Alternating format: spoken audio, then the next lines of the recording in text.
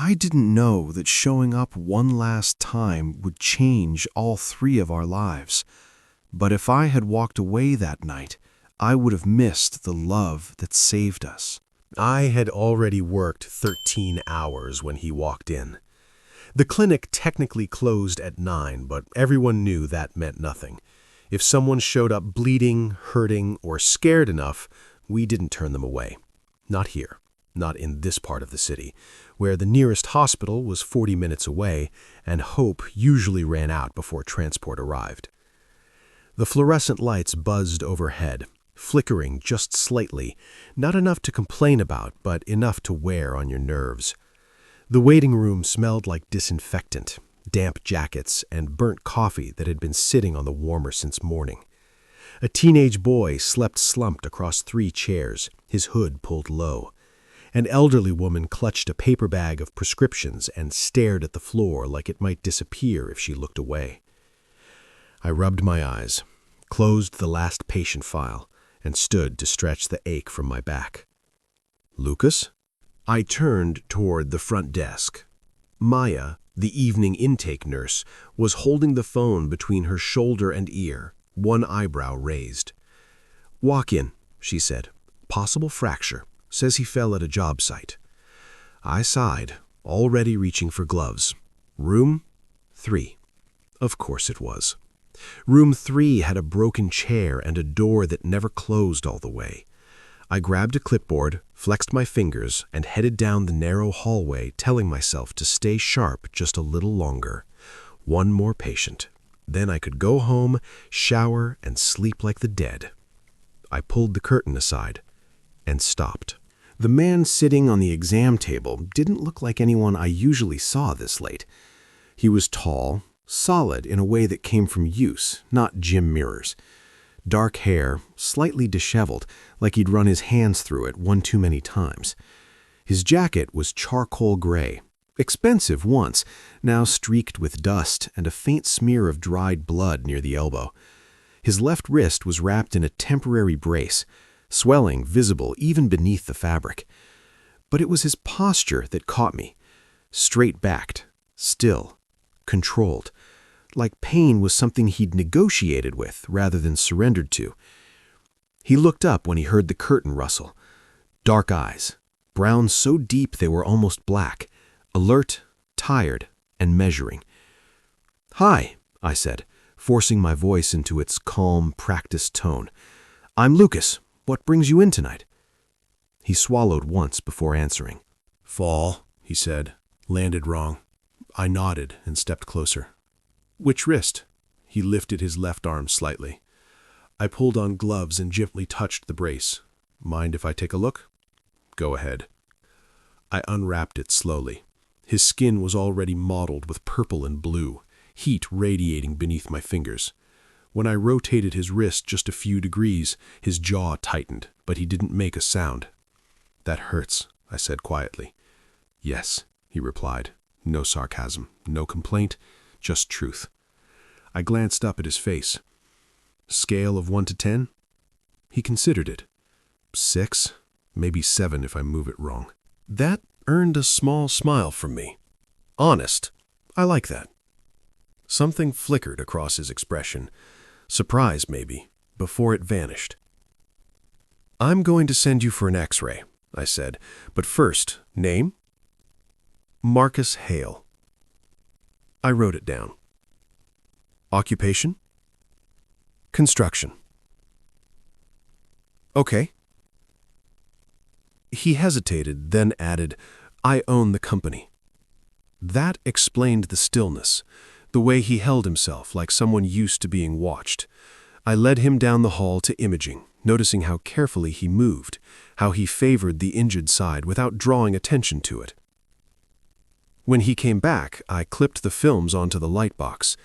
Hairline fracture. Not catastrophic, not minor either. "Well," I said, tapping the image, "you broke it. Clean fracture, though, no displacement." His shoulders dropped slightly. "That's good?" "Very," I said. "Means it'll heal properly if you don't push it." He gave a dry huff of a laugh. "I'll try." I cleaned the area, wrapped the cast carefully, making sure it was snug but not tight. As I worked, I felt his gaze on me. Not invasive, just attentive. "You've done this a lot," he said. Enough to stop counting.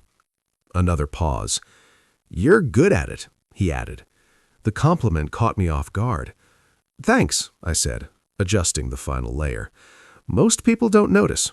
I noticed things. I believed him. When I finished, I stepped back. "You'll need to avoid lifting anything heavy for at least 6 weeks. Follow up in 3. Keep it dry." He nodded, absorbing every word. Then, unexpectedly, he asked, "Can I still drive?" "Yes," I said, carefully. "Good." He stood, testing his balance, then hesitated near the door. "My daughter," he said suddenly. "She's 8. I looked at him. "She lives with me," he continued. "I usually pick her up, carry her. I won't be able to for a while." There it was. Not the company, not the injury. Her. "She'll adapt," I said gently. "Kids are better at that than adults." His eyes searched my face. "You really think so?" "I do." He nodded slowly, as if filing the reassurance away for later. "Thank you, Lucas." "You're welcome, Marcus." He left a moment later, the curtain swaying softly behind him. I told myself that was the end of it. 3 days later, I was standing in line for bad coffee when my phone buzzed. A news alert. Hale Construction faces review after safety complaints at community center site. I frowned. The article mentioned delays, anonymous reports, accusations of rushed permits and unsafe practices. The photo attached showed a half-built structure I recognized immediately, the Riverside Community Center. My chest tightened. I volunteered there every other weekend, tutoring, basic health workshops. It was one of the few safe spaces left for kids in that neighborhood. That night, I couldn't sleep. Saturday morning was gray and cold, rain misting the sidewalks. When I walked into the community center, the atmosphere was off. Volunteers whispered in corners. A city inspector stood near the entrance, clipboard in hand. And Marcus Hale stood across the room, arguing quietly with him. His cast was already scuffed and dusty. I shouldn't have intervened, but my mouth moved before my brain caught up. "You're not supposed to be lifting anything," I said. Marcus turned sharply. Surprise flashed across his face, then something like relief. "Apparently," he said dryly, "I'm not supposed to be building anything either." The inspector left a few minutes later, unconvinced and unimpressed. Marcus sat heavily on a folding chair, head bowed. I hesitated, then sat beside him. "They'll figure it out," I said. He shook his head. "They always figure it out too late." Silence stretched between us. "My dad brought me here when I was a kid," I said finally. "This place kept me out of trouble." He looked at me then. Really looked. "That's why I took the project," he said. "My daughter learned to read in this building." Something shifted inside me. Helping turned into staying. Staying turned into routine. And without either of us saying it out loud, something began. I didn't plan to keep seeing Marcus after that Saturday. At least, that's what I told myself. But plans have a way of dissolving when they collide with people who matter. And somehow, without a conversation or agreement, Marcus had slipped into the edges of my routine. The next time I saw him, it was raining. Not a dramatic storm, just a steady, persistent drizzle that soaked through jackets and made the city feel heavier than usual. I was locking up the clinic after an early shift when I noticed him across the street, standing under a flickering street lamp, phone pressed to his ear. His shoulders were tense. His cast was tucked against his chest like he was guarding it. I should have walked past. Instead, I crossed the street. He noticed me just as I reached the curb and paused mid-sentence. "I'll call you back," he said into the phone, then slipped it into his pocket. "You stalking me now?" he asked lightly. "Checking compliance," I replied. "You're not lifting anything, are you?" A faint smile touched his mouth. Define lifting. I shook my head. How's the wrist? Still attached. That's progress. We stood there for a moment, rain misting the air between us. Coffee? He asked suddenly. I owe you one. I hesitated. My apartment was warm, quiet, safe. Okay, I said, but just one. He laughed, a real sound this time. That's what everyone says. The cafe was nearly empty. Windows fogged over, low music humming softly from unseen speakers. We took a corner table, the kind meant for people who planned to stay longer than they admitted. Marcus struggled with his coat, and I reached out instinctively to help. Our fingers brushed. Neither of us pulled away immediately. Sorry, I murmured. It's fine, he said, just as quietly. We ordered, sat, listened to the rain. I didn't expect to see you again, he said eventually. Neither did I. But you came anyway. Yes. He studied his coffee like it might explain something. The project's suspended, he said, temporarily. They're doing another review. I'm sorry. He shrugged. I've been through worse. I didn't believe him. What about your daughter? I asked. A soft exhale. Emma's confused. She thinks I did something wrong. That's hard. It's worse, he said, voice low, because I don't know how to explain adult politics to a child who still believes honesty fixes everything. I watched him then, really watched him. This wasn't a powerful man talking about money or reputation. This was a father afraid of disappointing his child. You show up, I said. That's how you explain it. He looked up. What? You keep showing up. Kids understand effort better than excuses. Something in his expression loosened. I wish I'd met you earlier, he said, before he could stop himself. The words hung between us. I mean, he cleared his throat. Not like that. I know, I said, gently, but part of me wondered if I did. Emma met me 2 days later. I was at the community center, helping organize donated supplies, when I heard footsteps running down the hallway. A blur of motion collided gently with my legs. Sorry, a small voice said. I looked down to see a girl with curly dark hair and a backpack nearly as big as she was. She looked up. You're Lucas, she said confidently. I blinked. I am. My dad talks about you, she announced. I glanced up to see Marcus frozen halfway across the room, eyes wide. Emma, he said, personal boundaries. She shrugged. He fixes bones and tells good advice. I laughed before I could stop myself.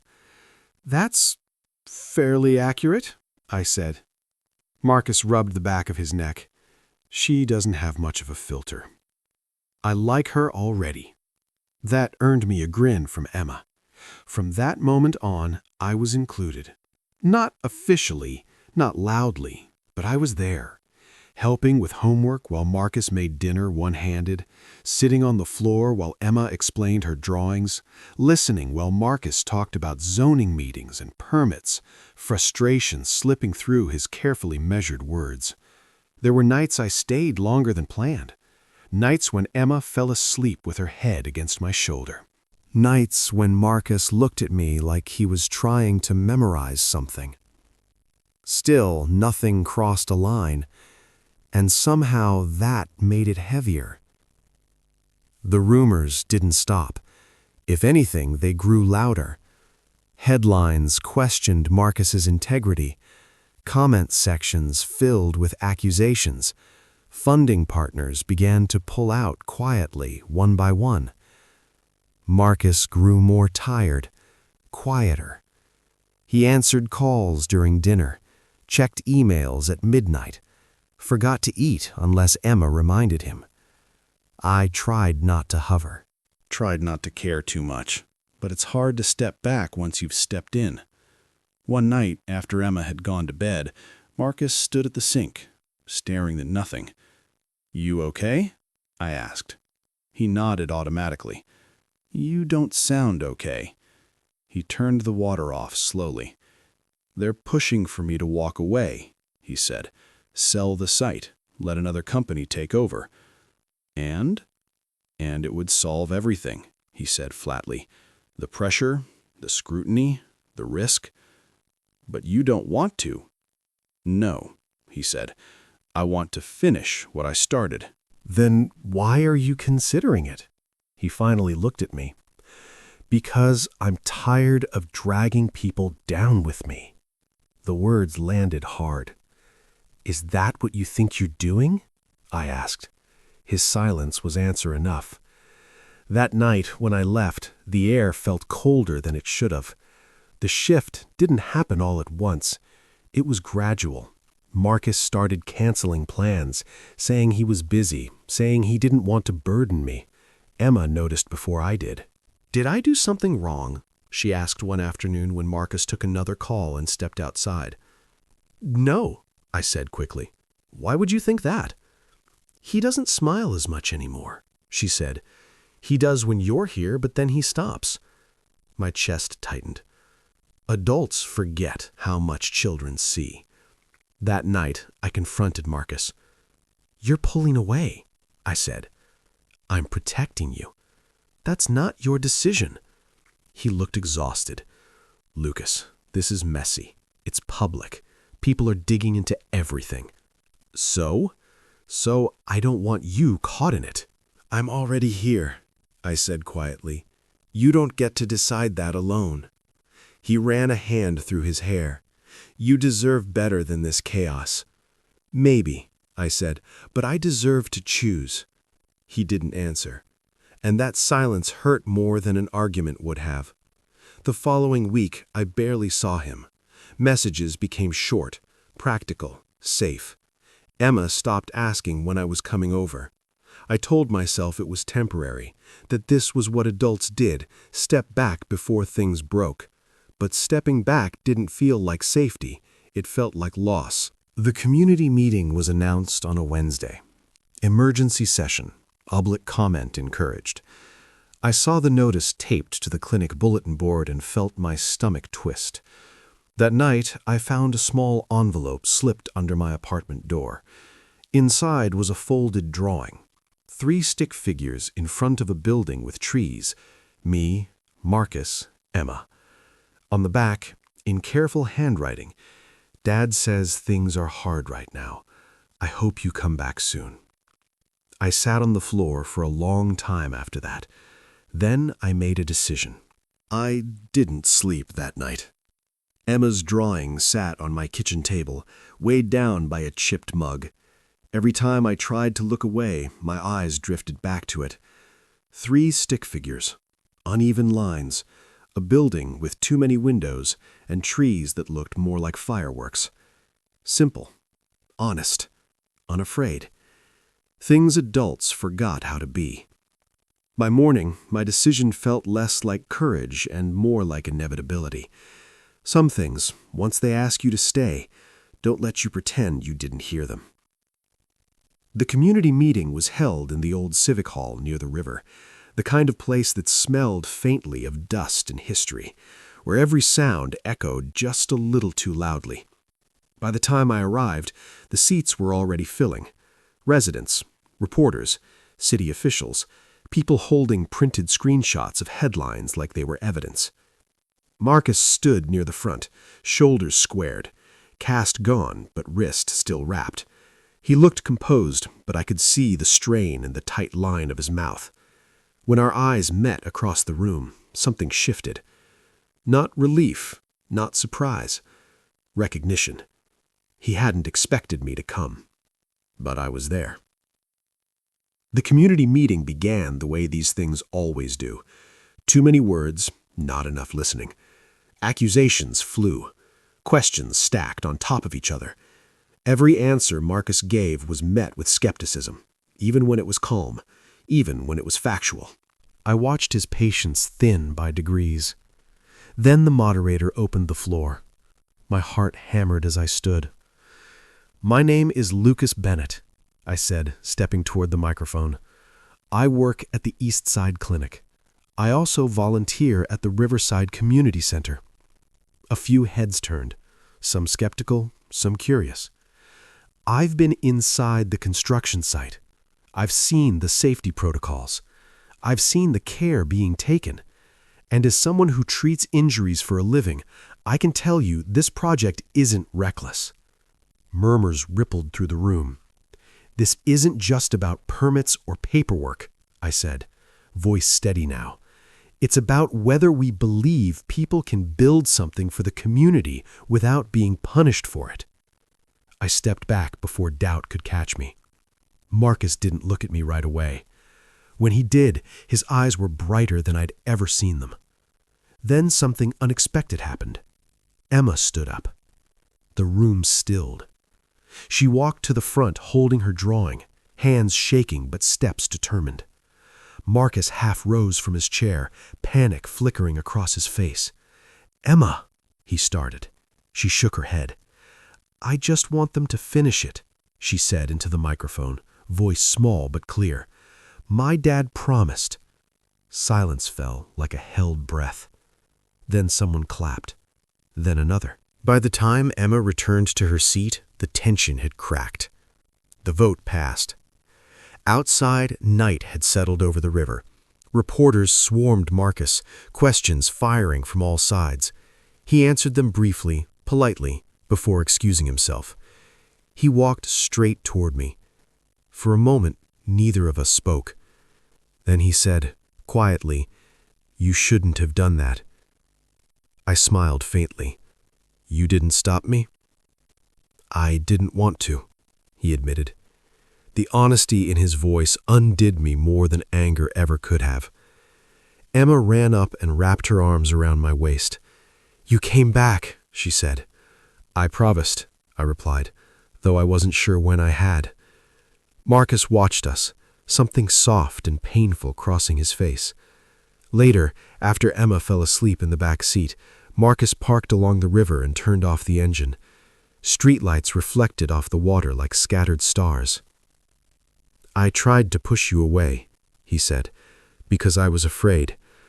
"I know. I didn't want you carrying my problems." "I didn't," I said. "I chose them." He looked at me then, really looked. "You make it harder to hide," he said. "Good." He laughed quietly, a sound of release more than humor. When he leaned in, it wasn't rushed. The kiss was gentle, questioning at first, then sure, like two people finally agreeing to stop pretending. When we pulled apart, his forehead rested against mine. "Stay," he said. "I already am." The weeks that followed felt unreal. The headlines shifted, funding returned, the project resumed. Where there had been tension, there was now momentum. I found myself spending more time at the site, helping organize wellness plans for the center. Marcus listened, really listened when I spoke, trusted me, included me. One evening, after Emma went to bed, Marcus handed me a folder. "I want you to run the clinic here," he said. "Not just volunteer. Build it the way you believe it should be." I stared at him. "You're serious?" I've never been more certain.